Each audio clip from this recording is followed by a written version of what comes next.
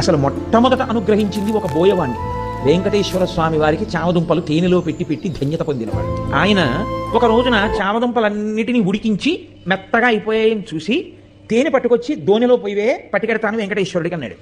ఆవిడ చూసింది తేనె అయిపోయిందండి భార్య. ఆయన అన్నాడు, రా మన ఇద్దరం వెళ్ళి తేనె పట్టుకొద్దాం. పట్టి కొడుకుని పిలిచి అన్నాడు, రే నువ్వు ఈ చామదుంపలు జాగ్రత్తగా చూస్తుండు, నేను అమ్మ వెళ్ళి తేనె పట్టుకొస్తాను. అలాగే నాన్నగారండి అన్నాడు. వాడు కూర్చున్నాడు. బోయవాడు భార్య పక్కన ఉన్న అరణ్యంలోకి వెళ్ళారు తేనె కోసం. చేసి తేనె పట్టుకుని వచ్చాడు ఆయన. ఆయన వెంకటేశ్వరుడితో కలిసి తింటాడు. అందుకని ఆ తేనె పట్టుకుని వచ్చే లోపల ఈ పిల్లవాడికి ఆకలిసింది. వీడికి ఏమిటి అలవాటు, నాన్నగారు రోజు అక్కడ పెట్టి తిని వస్తారు, అప్పుడే మనకి పెడతారు. కాబట్టి అక్కడికెక్కడికో వెళ్ళి పెట్టడం ఎందుకు, నాన్నగారు ఈ చెట్టేగా వెంకటేశ్వర స్వామి అంటుంటారు, కాబట్టి ఇక్కడ పెట్టేస్తే అయిపోదేంటి. ఈ పిల్లవాడు నమ్మాడు, ఉన్నాడు అక్కడ ఈశ్వరుడని. తినేశాడు చెట్టు రూపంలో ఈశ్వరుడు. తినేస్తే తండ్రి వచ్చాడు, వీడు మిగిలినవి తినేశాడు. స్వామికి పెడితే తినేచ్చుగా, తినేశాడు వాడు. తండ్రి వచ్చాడు, ఏవిరా చామదుంపలు అన్నాడు.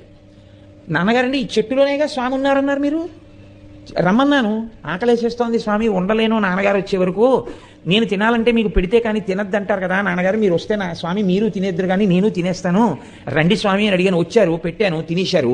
తండ్రికి ఎక్కడ లేని కోపం వచ్చింది, చెట్టుకు పెట్టావా, తిన్నాడా వెంకటేశ్వరుడు. ఆయన అమాయకత్వం ఆయింది. ఎంత పనిచేశావురా అని ఆ చేతిలో కత్తి ఒకటి పట్టుకుని వెళ్ళాడు ఆయన. ఆ కోపంలో ఒళ్ళు తెలియకుండా ఆ కత్తి ఎత్తి పిల్లాన్ని కొట్టబోయాడు.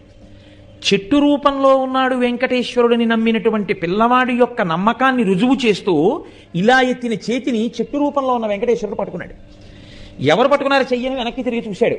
చతుర్భుజుడైనటువంటి స్వామి పట్టుకున్నారు అతని చేతిని. ఆయన చూసి